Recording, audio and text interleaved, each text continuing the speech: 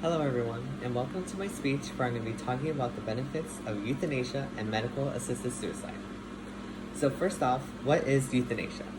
Well, euthanasia is the process of a painless death of a patient who was suffering from an incurable disease or an irreversible injury. So, with this in mind, have you ever thought about the idea of euthanasia and its perks of how it relates to the hospital setting? Perhaps you've had a loved one or a relative of some sort who is of old age and is suffering from a terrible disease or injury in a hospital.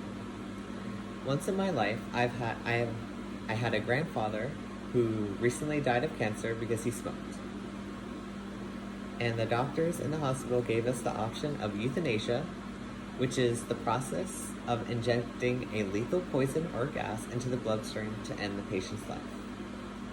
The states that legalize euthanasia practices are California, Colorado, DC, Hawaii, Maine, Montana, New Jersey, Oregon, Vermont, and Washington. States such as these have been accepting how beneficial euthanasia is, especially to the patients that are actually enduring these infectious diseases and injuries. In today's speech, I will explain to you the effects and benefits towards euthanasia and why it is accepted throughout the country. In this speech, I will describe to you why euthanasia is super effective when it comes to ending the pain and suffering of a patient who are enduring a disease or injury. Second, I will be discussing how medicine and medical practices such as euthanasia have developed over the course of history. And lastly, I will mention what the doctor's point of view on euthanasia is and how it is more prominent in the hospital setting. Medical practices such as euthanasia is used as a tool for patients who do not want to live out the rest of their days in their deathbed. Choosing euthanasia is often more prominent over any form of death. Euthanasia is a safe and non-painful process that ensures the death of a patient calmly and peacefully. Euthanasia and medical assisted suicide has come a long way, but also developed a lot of controversy during our today's society. The majority of people believe that euthanasia should only be the patient's decision and not other contributors, such as the doctors or family members. Based on the long past of euthanasia, it has been faced with many ethical issues and disagreements among the common folk. Euthanasia has been around since the 5th century in BC. The properties within physician-assisted suicide include safe and non-painful treatment to end either a pet or a patient's life. By using medical evaluation, doctors agree that the issue concerning assisted suicide is immense and requires a lot of care. Using this process of euthanasia can help prevent sad emotions from the patient's family.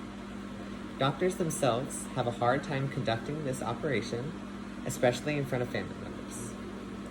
More insight on this topic comes from the journal article called Physicians' Experiences with Euthanasia, which is a cross-sectional survey, and it explains why it's so hard for doctors to do this.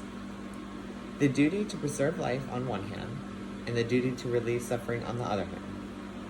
Euthanasia is an option to those who see that it is necessary to end someone's suffering. In most cases, doctors and physicians will often be tasked with conducting an operation with euthanasia.